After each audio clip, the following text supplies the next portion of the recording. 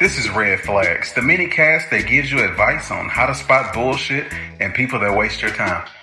I'm Bobby Bands, and each mini cast is a step towards greater understanding and personal growth. Today's topic comes from none other than Amber. Shall we begin? All right, so I'm going to keep this brief. My name is Amber, and when it comes to red flags, one of my biggest red flags is inconsistency. If you start to switch up, you start to move funny, move different, and I can sense it and I can feel it, like that's going to be a problem for me. Immediately a problem.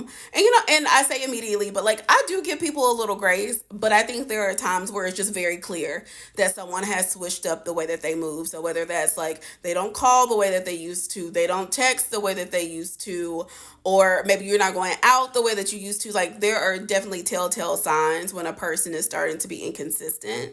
And for me, my interest in a person directly correlates with their ability to remain consistent with me. And don't start doing something that you can't keep up.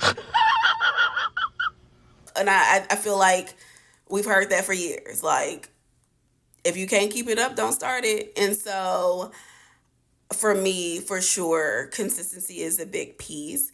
And the less consistent you are, the less interested I'm going to be, for sure. And the moment, oftentimes too, when people start being inconsistent, what you'll find is that the inconsistency really does, it makes you have to like force it.